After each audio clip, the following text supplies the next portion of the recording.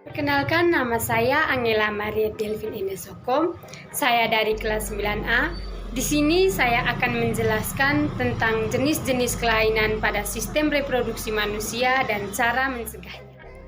Yang pertama ada penyakit endometriosis. Jadi penyakit endometriosis ini terjadi karena adanya jaringan yang tumbuh di dinding uterus. Jadi orang yang menderita penyakit endometriosis ini akan merasa nyeri, terutama saat seorang wanita sedang mengalami menstruasi. Bahkan hal ini sangat berpengaruh terhadap kesuburan seseorang. Dibandingkan dengan perempuan subur, mereka yang menghadapi kesulitan memiliki keturunan 8 kali lebih rentan mengalami penyakit endometriosis ini. Jadi ada beberapa cara untuk mencegah penyakit endometriosis ini, seperti mengubah gaya hidup menjadi lebih sehat, seperti olahraga teratur, hindari stres, dan juga memilah apa saja yang dikonsumsi sehari-hari, seperti makan makanan yang bergizi. Makanan bergizi ini sangat berperan penting terhadap kesehatan reproduksi seseorang. Yang kedua ada kanker serviks. Kanker serviks ini disebabkan oleh human papillomavirus atau yang disingkat dengan HPV. Jadi setiap tahun terdapat puluhan ribu perempuan yang menderita kanker serviks ini. Kondisi ini sangat berpengaruh terhadap kesuburan seorang. Namun kondisi ini dapat dicegah dengan rutin melakukan pap smear, terutama bagi yang sudah aktif berhubungan seksual dan melakukan vaksin HPV atau human papillomavirus tersebut. Nah, pada gambar ini terlihat tuba bagian kanan yang di dalamnya terdapat gelembung-gelembung yang berisi nanah. Gambar ini adalah gambar dari kanker serviks itu. Di dalam tuba bagian kanan ini terdapat gelembung-gelembung yang berisi nanah. Yang ketiga ada penyakit polycystic ovary syndrome atau yang biasa disingkat dengan PCOS.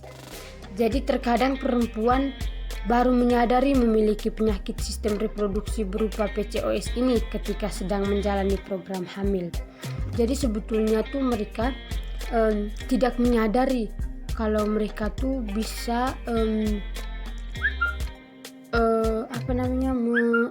mengalami penyakit PCOS ini. Jadi ketika sedang menjalani program hamil itu mereka baru menyadari bahwa mereka memiliki penyakit polycystic ovary syndrome ini.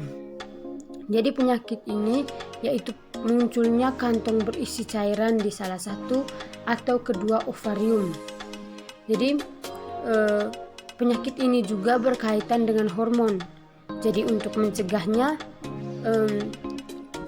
biasanya para medis atau dokter akan menyarankan untuk menjalani gaya hidup sehat dan perlu aktif bergerak sehingga kesehatan sistem reproduksi kita lebih terjaga.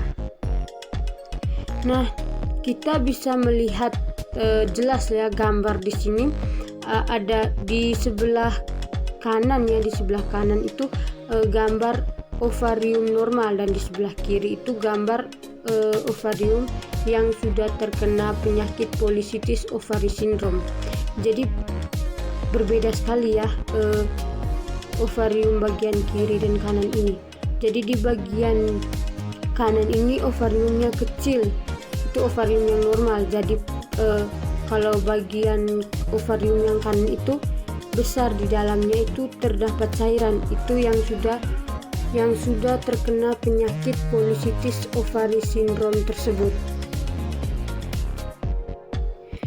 Yang keempat ada penyakit fibroid rahim.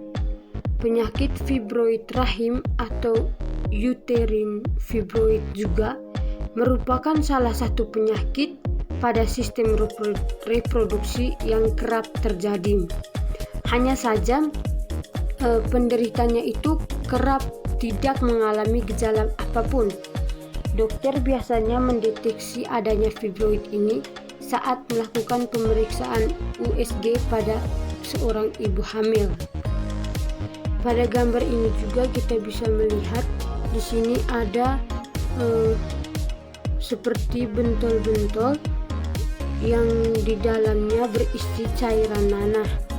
Nah, cara mencegah penyakit ini biasanya dengan menjaga kebersihan alat kelamin saja.